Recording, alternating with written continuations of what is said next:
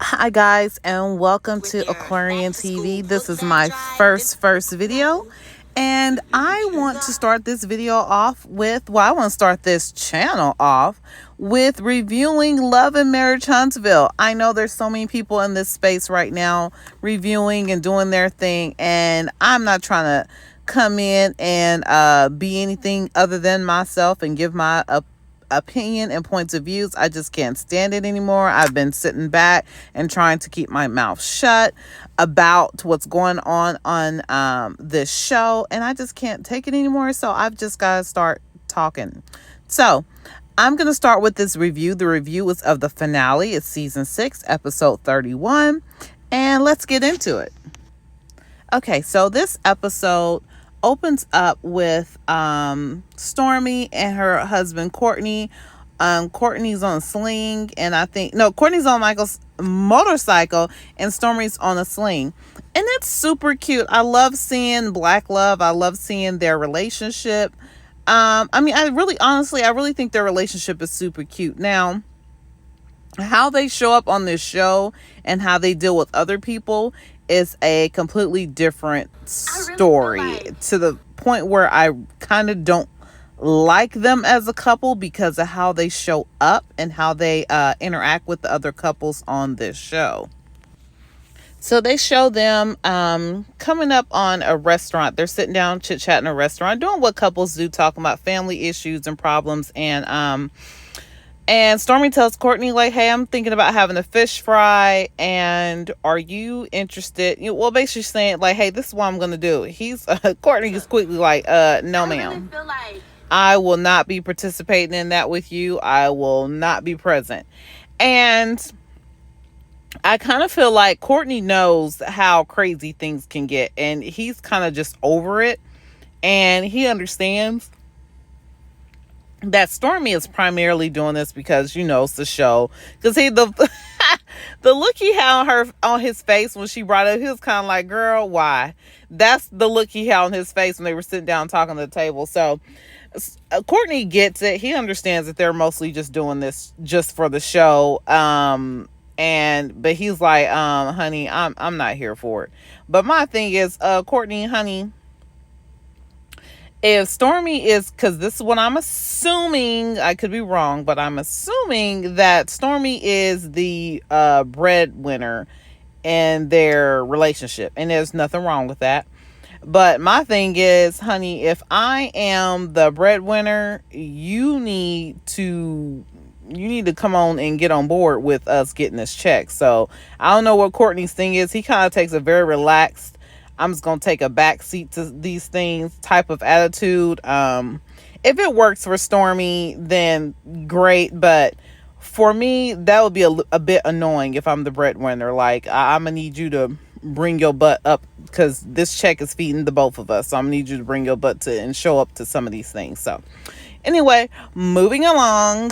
Running out of supplies. So the next scene we have is Melody showing up at a back-to-school drive or back-to-school giveaway. She shows up in her G-Wagon, honey. But Melody, she's really, really, really pretty. And I'm saying that now. I'm a Melody fan, but later in this little episode, I'm going to have to tug on her a little bit. But she looks... she's just gorgeous, period. And she shows up looking amazing here. And her and Nell just kind of go over the Houston trip, which, like, the Houston trip, like, just disappeared into smoke. Just out of nowhere, just disappeared. I don't even understand how we closed that out. I really wish they would have spent some time on closing that trip out. But anyway, they didn't. So it just kind of ended abruptly, and then we have the scene with Melody talking about it in the past. I don't know. I think production could do a little better job on giving us some closure on that. But anyway, she's talking to Nell, and she's saying that she enjoyed. Mel is telling Nell that she actually enjoyed. She's telling Nell and Chris that she actually enjoyed the trip, and she felt that it was peaceful. And so Nell's like, it was either Nell or Chris was like, it was peaceful? You mean the trip in Las Vegas wasn't peaceful? Melody's like, heck no. because of course, just like even here, I don't even see why she called this peaceful, because Mr. Martell was screaming at the top of his lungs in Vegas, and he was screaming at the top of his lungs most of this trip too. I would like to see a scene somewhere where he's not. It seemed like he's been screaming at the top of his lungs at everybody all season. But anyway, so yeah, it was not peaceful. He spent the whole time coming at her in Vegas, and he spent most of his time trying to swindle away into bringing up conversation and getting everybody to focus on how she's so wrong and how she cheated on him, blah blah blah blah blah. And we all know what's really going on with that. I don't even need to rehash that. So anyway, that's that scene. I love to see it. I love seeing I feel like Melody, I know a lot of people give her some hate. There's people, there's lovers and haters of Melody. I think she mostly has lovers because she's just kind of a really sweet spirited type of person, so it's easy to like her, it's easy to love her. But I really love seeing her in her element of giving back to the community, being around the kids, because she used to be a school teacher. So and me being in the education field myself with the youngins, I know that feeling, and I totally vibe with her on that, on how good it feels to be around the kiddos and giving back to the community, etc., etc. So on to the next. So the next scene is Stormy and her cousin Butter. I think that's cute that that's his name. But I'm always wondering like how people get these nicknames. Like how you get, was he eating sticks of butter? Now sometimes that's true. But that they're doing something weird, and that's how they got that name. So anyway, she's in the car with her cousin Butter. She's telling him about, what her plans is, her concerns with her family. And it's a cool little scene. They're trying to introduce her family into the fold and kind of bring up. Now a lot of people are saying like, oh, y'all could leave this out, but I actually want them to include this. And I know a lot of people are also saying that they don't like Stormy, so they want to see her removed from the show. But I have a kind of unpopular opinion. I think that her and her husband if it's not good for the show, it's at least useful, because at least her and her husband are actually showing up to work. They're bringing their family. They're talking about issues. They're actually like putting forth effort. And I can't say the same for, well, I think finally this season we are starting to see Marcel and Letitia actually show a little bit about their relationship, versus how they were before. They was all, like what my mom would say is mum's the word. Like as soon as you try to say something about what they got going on personally, they used to try to herp and deflect. I mean, their main thing to deflect was always, but Melody's doing stuff to us. That was like their main thing, was to focus on how they felt Melody was trying to come in between their marriage, which most of us saw in the beginning, the first couple of seasons of this show. It was really Martell that brought up the fact that Marcel had 20 girlfriends. So how it became the Melody was trying to destroy their marriage, and Martell's their friend. I don't get that part. But anyway, I feel like, long story short, I feel like Stormy and her husband, I feel like they're actually a good addition to the show, because we had Tiffany and Big Lou. I almost forgot their names. Tiffany and Big Lou did not put out hardly anything. They didn't contribute hardly anything. And so it's like, okay, that was kind of like a dead case. And then we got Kimmi and Maurice.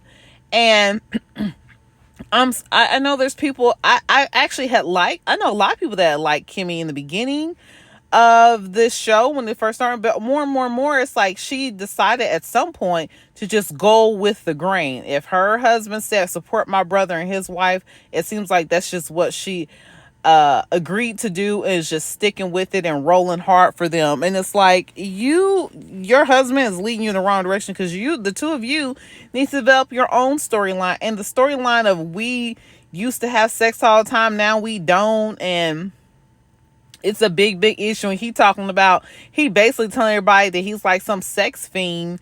It's like, it is a storyline, but I think what a lot of us are seeing is that something about it is amiss. You know what I mean? Like,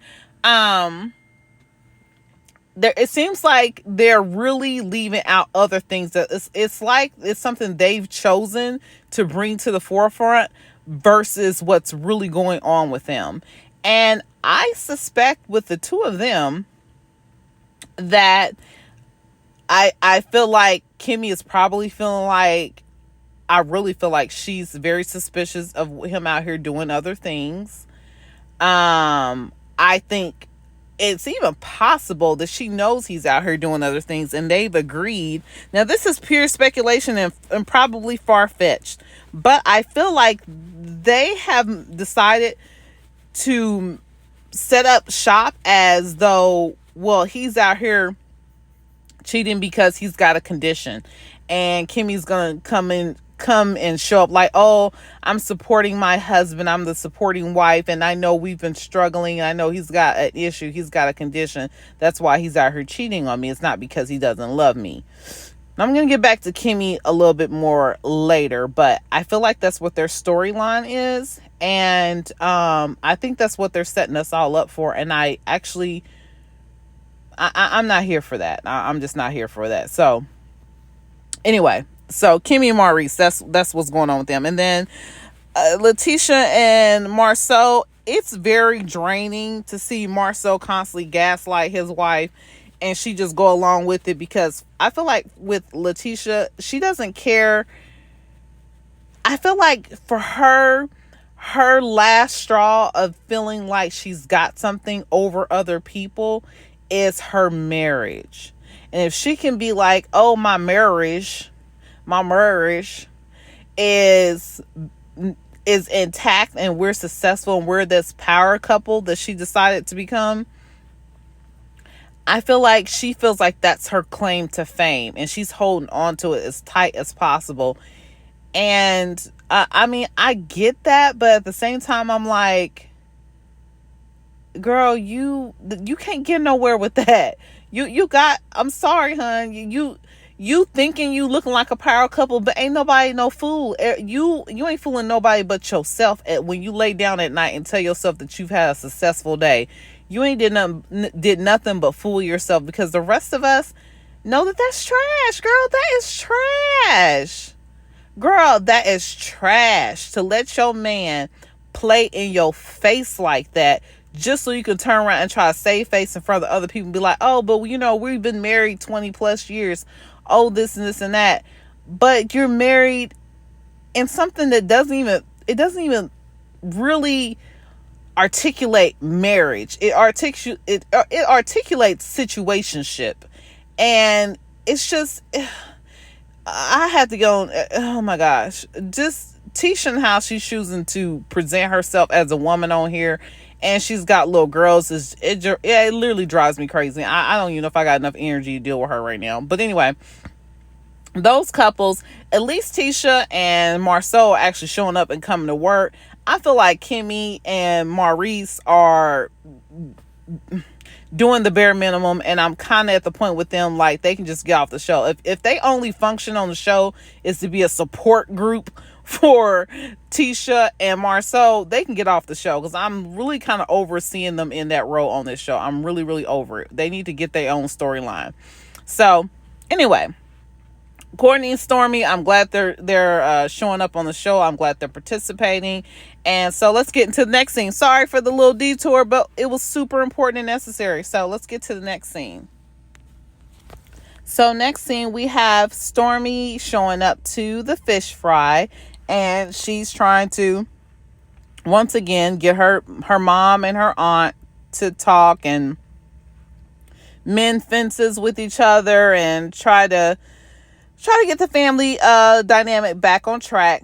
And I mean, I think a lot of this is relatable for a lot of us, so I do like seeing it on our screens, because I really feel like this is relatable, where siblings aren't getting along. You got a aging parent who needs extra assistance, and siblings are not really showing up and showing out for you like you wish they would, like getting along and helping each other with taking care of this elderly parent, which I know from personal experience, it is a struggle with everyone's different schedules, different demands, and so it's definitely a struggle. And this is a real fight in real life. So I resonate and can relate to this. What I thought was so funny in the Kiki, and it seems it makes me feel like something that I would probably try to pull off, even though I would probably get cussed out by my family. Like Stormy shows them, she's like, "Yeah, we doing a fish fry, but I really don't know nothing about frying no fish. I was hoping y'all was gonna help me." Girl, I laughed because that's some stuff I would do. Would be like, so yeah, I got all the stuff, y'all. Are you, are y'all gonna help me? So she's like trying to. It's funny because she's like standing back from the fryer, and everything. Like she's scared of the grease popping on her. It was funny, but so she tries to get her mom and sister together. Her mom and sister finally has a conversation. Now, if they really got real resolution, I don't know about all that. It seemed like it was just kind of like, let's just dead this so we can get off the camera and we can go eat. That's what I got from it. They was just like, let's just agree to do something so we can just move on. So, but honestly, I do like to see it. I do like that they've added this to the show. So, on to the next.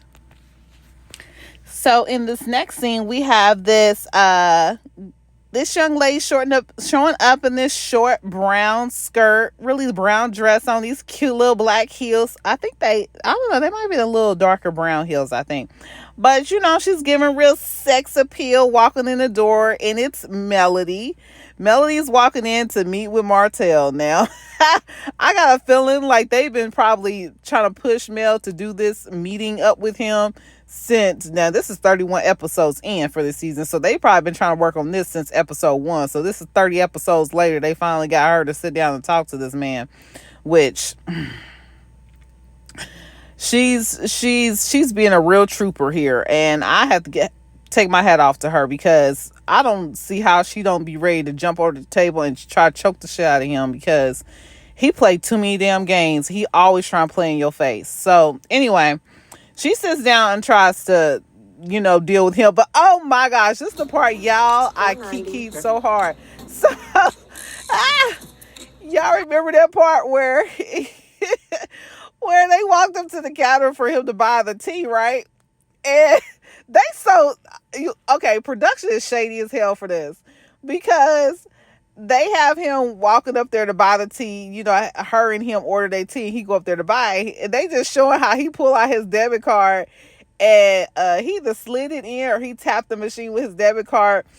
And then they flash over to Melody's face, and Melody, she had this look on her face, y'all.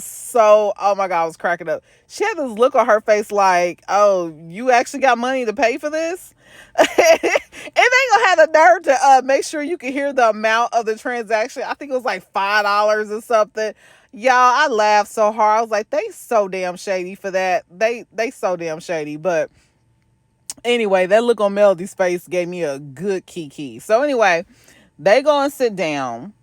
And this the part for me was heartbreaking, because it's like, why does this man show up all the time playing in her face, playing in all our faces? Because, well, let's not all, because some people was on I think it was Twitter, it's like, oh, why she bitter? Why she won't just be nice and go along with him? It's like, y'all obviously don't know what goes on behind the scenes, because she ain't bitter or mad. This man is playing games with her. He's trying to, in this scene, this is right during the time where he's taking her to court to try to take her kids, get full custody of her kids, even though she agreed to have joint custody with his broke ass. He in there trying to take full custody, on top of her finding out that he released a you-know-what tape of their personal moments. Well, was trying to release it out to the masses and then make her look like she was out here doing random stuff with random dudes. So she's sitting in his face, and he's trying to play, well, oh, why can't we should be able to just get along and be cordial to one another and play nice and this and this and that. And she's like, no, we are not in a good place. It is not all gravy right now in this moment, because you are currently playing games in the background. Like, you in my face, you on here talking about some, let's get along, let's work through this thing. And this has been his thing the whole freaking season. I don't see why we can't just co-parent together. I can't see why we can't just be nice, play nice to one another. I'm showing up and trying to wave the white flag, and Melody is like, this ain't no waving no white flag. This is red, honey. A whole red flag. You have declared war. You're not going to declare war in the background and then play in my face on TV. And I'm glad she stood her ground on that. She stood her ground on that the whole time. And this is the thing that very concerns me about him. And I think it's because I've been in a situation where someone was being physically abusive towards me, and the facial expressions that he made was of someone who wanted to get up and put his hands on her. And I hate to say it, but I do feel like at some point they have had that experience in their marriage. I really hate to say that, but I strongly believe that that is the case, allegedly. But he looked like he was wanting to put his hands on her, allegedly. And she was just kind of, I know she's finally feeling empowered. Like, yeah, if you do, honey, you're off this show, and my security be here to escort your butt on to jail, which is where he belongs. Because he's always, why is he always allowed to blow up? And I heard one time, what was it, last season where they did the reunion, he tore up the damn stage or something backstage, acting a fool. Like, why are we putting up with his tantrums on a regular basis? Every time, it's almost like every time they are meeting up, not just him and his ex-wife Melody, but him and anybody he's had any conflict with, he's jumping in that person's face and screaming at them. Like, when are we gonna put a leash or a muzzle on this mutt? Like, why are we putting up with his mess? But anyway, he's constantly doing this stuff and trying to jump people's faces. And I think he knew at that moment he couldn't jump in her face like he wanted to. So he just tried to play it real cute. But I'm glad she stood her ground and told him, boy, bye. Okay, we're done. This conversation, you trying to play these games and act like, oh, we just need to try to be cordial to one another. All the while in the background, you declaring war, trying to set little mines around my house, basically, trying to blow my shit up. Like, no, get out of my face, quit playing in my face. Go on somewhere with that. So, on to the next. Okay, so here we got Kimmi and Maurice. Maurice is being lame as ever, honey. But anyway, Kimmi shows up and she's like, she's trying to, basically get her sexy back with him and trying to get them back on the same page with one another. So she gets them a room, and I think they're having like date night. So she gets them a room. She's got these rose petals and everything's all cute, and she tells them about her taking this sexy photo, which, by the way, them pictures were so cute. Like, whoever did them pictures. Now, Kimmi's a beautiful woman, especially for somebody over 50. She's a hot little mama. So she deserves to show it off, flaunt it. But the thing here is, with Kimmi and Maurice, I feel like there's more to the story. Now, I understand that Kimmi went through cancer, and I'm pretty sure the treatment and everything did have effect on her physical body, her mental body, like she said, she lost her hair, she stopped feeling sexy. And I really feel like almost agreeing with Maurice, but not to his benefit. But I do feel like her libido has a little bit of it has to do with how she feels about how she looks and how she feels about Maurice. I mean, I would say for me being a married woman as well, I've been married 13 years, been with this guy for 14. So, the way you feel about yourself has a lot to do with your sexual prowess in the relationship, in the marriage. So I feel like she probably did not feel sexy anymore because of her losing her hair and having a bunch of changes with your body, and just the concern of your health, period. That can decrease your libido.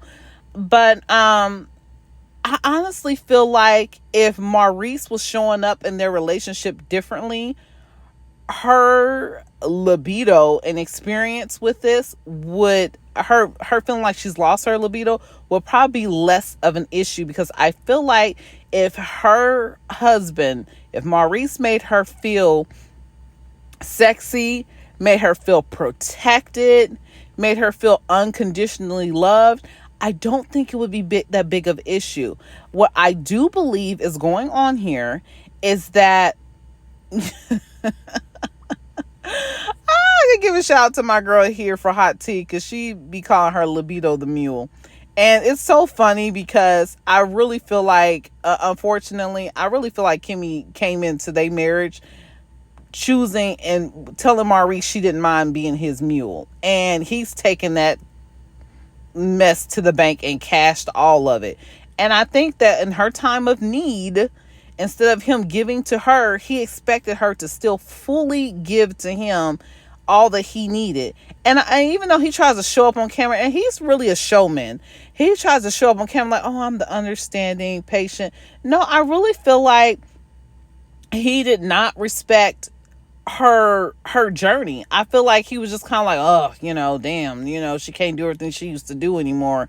Now I gotta step in, kind of like dragging his feet like a teenager you may go clean up their room or something. He's like reluctantly doing everything, and then on camera, and when she says something to him about, oh, no, it's not a big deal, I mean, why would you feel that way? I could totally see him gaslighting her with that. But I feel like that's where her low libido situation is coming from. It's more from how he has showed up in this marriage while she's been going through this cancer treatment process. And the sad thing about it, y'all, is Kimmi is more concerned about Maurice than she is herself. And that's sad. Now, if this is your spouse, your husband, yeah, you're going to care for them. You're going to look after them. You're going to be concerned for them. But to the point where I feel like she's completely put her own health and her own needs way, way, way on the back burner. I mean, the shit's back there sizzling, frying, burning the hell up while she's focusing on keeping his stuff's on the perfect little simmer. And that's trash. Like, he should be being there for her. But you know what, you guys? That has a lot to do with getting married for the wrong reasons. And I believe both of them got into this marriage for the wrong reason. I'm not going to go down to the road with that right now at this time. This is already long enough. But I think her libido situation has way more to do with how Maurice is showing up in their marriage at her time of need more than anything else, you guys. So, on to the next. Next, we have Tisha and Marcel. Guys, do y'all believe this storyline that they're putting out here? This is my first question. I really am curious as to see who all believes this storyline, because Letitia she starts off with talking about him not finishing her office. He's in there working on, I think he's in there working on remodeling their house, their previous house. And, they're going back and forth about the apartment, the lease being up. He's arguing with her, well, were you allowed to renew it? She's like, yeah. He's like, well, the lease ain't up then. You know how he do her. So he tells her that, and then they get into the conversation of, her not feeling like he takes priority in what's going on with her and her needs and stuff like that. And then they go into the whole pregnancy test thing, and then we just abruptly end out with, him questioning her about whether or not she's cheated on him, and her trying to gaslight him back and be like, I can't answer that for you. And I would be all for this scene, like, for real. Like, I'll be so, like, throwing a party for the scene, because, like, thank God Tisha's finally getting her lick back with Marcel. But I really feel like it's mostly staged. Like, I feel like they needed to make sure that they were continuing to get a check, because they got all these projects coming up. And I feel like they just did the scene to just make sure that they were on top for next season, which I'm cool with this. But this conversation and how they're moving with one another is needed. Like, Tisha needs to step up and be like, look, I'm gonna give you a taste of your own medicine. But what's concerning is, and I think Melody alluded to this when they were in Houston, is all Maurice is gonna do, not Maurice, excuse me, dang, all these M's. Marcel is gonna do, all he's gonna do is take this and use it to gaslight Tisha even further. And you also use it as an excuse to go out here and act in the dang on fool even more than he already has been doing. Because he's like, Tisha, that's not the right answer. That's not the right answer. And if I was her, I would have came back like, or what? What do you mean it's not the right answer? I shouldn't answer you the way you answer me? Is that the issue? What, you gonna go and try to prove something now? Like, well, what does that mean?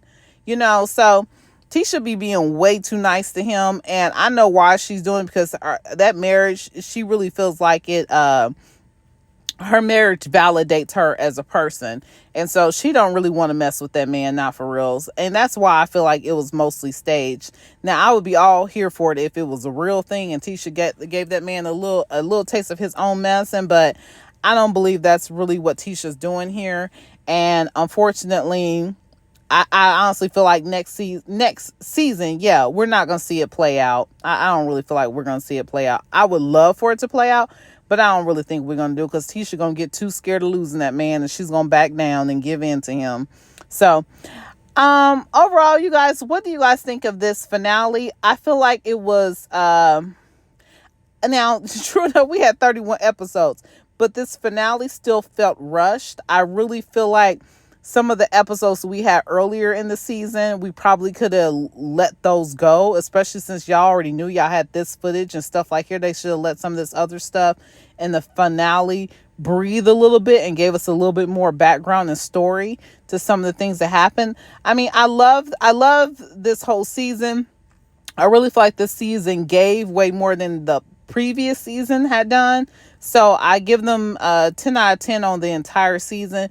This finale was more like a 7 out of 10. But overall, I'm looking forward to season 7. You guys let me know what you think about this episode. Well, this episode and then the finale. And what are you guys looking forward to most on the reunion that's coming up next week? All right, guys, thank you so much for stopping by, and I'll talk to you guys later. Bye bye for now.